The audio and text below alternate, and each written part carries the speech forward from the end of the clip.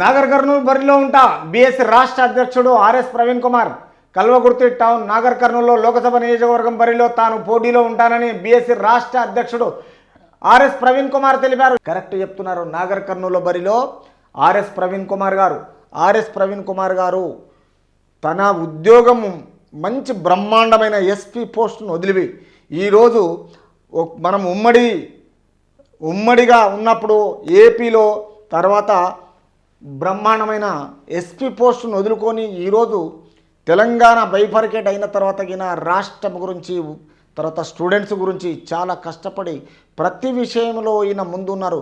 అంత బ్రహ్మాండమైన ఆయన మంచి అధికారిగా ఉన్నప్పుడు దాన్ని కోల్పోయి ఈరోజు ప్రజల గురించి తర్వాత స్టూడెంట్స్ గురించి అన్ని విధాల ముందుకొచ్చేసి ఈరోజు ఆర్ఎస్ ప్రవీణ్ కుమార్ గారు మళ్ళా మొన్న అసెంబ్లీ నుంచి ఈయన అసెంబ్లీ నియోజకవర్గం నుంచి ఖచ్చితంగా ఈయన నిలబడ్డాడు, ఓడిపోవడం జరిగింది. మళ్ళీ తిరిగి ఇప్పుడు నాగర్ కర్నూలు లోకసభ నియోజకవర్గం బరిలో తాను పోటీలో ఉంటానని బీఎస్సీ రాష్ట్ర అధ్యక్షుడు ఆర్ఎస్ ప్రవీణ్ చెప్పడం జరిగింది.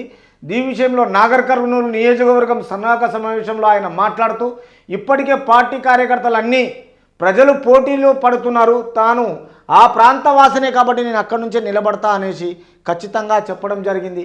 తర్వాత కొడంగల్లో చాలా రకాలుగా ఎస్సీల ల్యాండ్లే మొత్తము తర్వాత అధికారులు వదిలేశారు, బాధ్యతలను అధికారులు వదిలేశారు, విమర్శించారు. రాష్ట్రంలో డ్రగ్స్ ముప్పు ఎక్కువైందని, డ్రగ్స్ చాలా ఎక్కువైంది. ఎందుకంటే ఆయన మాజీ పోలీస్ అధికారి కాబట్టి ఈ డ్రగ్స్ విషయంలో అందరికీ ఇది ఒక అంటువ్యాధిగా తయారైపోయింది. ఈ డ్రగ్స్ను మొత్తం దుకాణంలో చాక్లెట్ల లాగా మాదిరిగా అమ్ముతున్నారు. ఈ విషయంలో పోలీస్ కఠిన చర్యలు తీసుకొని వీళ్ళను సరి అయిన మార్గంలో పెట్టాలి. తిరిగి చాలామంది ప్రజలు పోటీలో ఉండి కోరుతున్నారు.